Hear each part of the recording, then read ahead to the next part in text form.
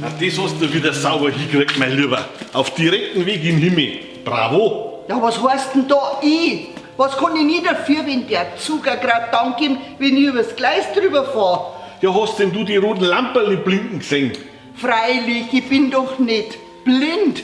Aber Ja, warum bist du da nicht stehen geblieben? ja, ich hab gedacht, stehen bleiben muss ich erst, wenn's die ganze Zeit rot leuchten. Oh mei, das gilt doch bloß bei einer Ampel. Da war kein Ampel. Ja eben, aber unbeschränkter Bahnübergang mit Andreaskreuz. Sie sind nicht zufällig der Andreas? Michael. Oh, angenehm. Heiger Moser Albert, das ist meine Frau, die Irmi. Ich weiß.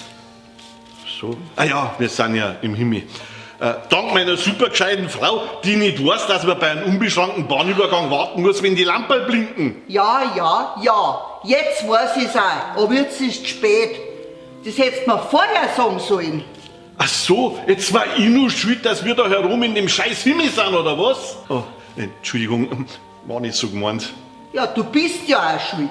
Hättest nicht wieder 5,5 getrunken, dann hättest du selber vom Toni heimfahren können. Ja, das hätte ich ja machen sollen, weil da fahre ich stockbesoffen nur besser Auto, als wir du nüchtern.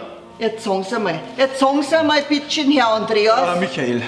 Ja, jetzt sagen Sie mal, muss man ich das andauernd gefallen lassen? Also, Frau Heigermoser, wir sind ja hier oben schon der Wahrheit verpflichtet. Und wenn Sie am Bahnübergang... Ja, überall das Gleiche. Halt's nur zusammen, Mannsbrüder. Ob da herum oder unten, überall dasselbe. Und ich hab mir gedacht, die kommen Himmel. Ja, sind Sie ja. Wenn das der Himmel sein soll, dann frage ich mich schon, was der da herum möchte.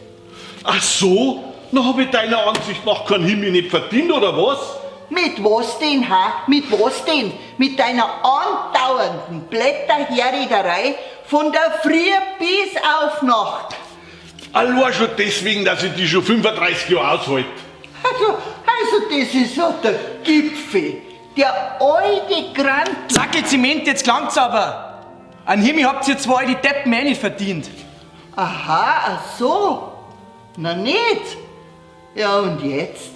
Möchte uns jetzt der feine Herr Engel in Teilhabe schicken, ha? Na, da weiß ich was Besseres. Ich geb euch einfach nur mal 20 Jahre auf der Erde. Was ist jetzt so der Unterschied zur Hölle? Ja, sag einmal, möchtest du mich als Teufel hinstellen? Dir hat sie ein. Sag her.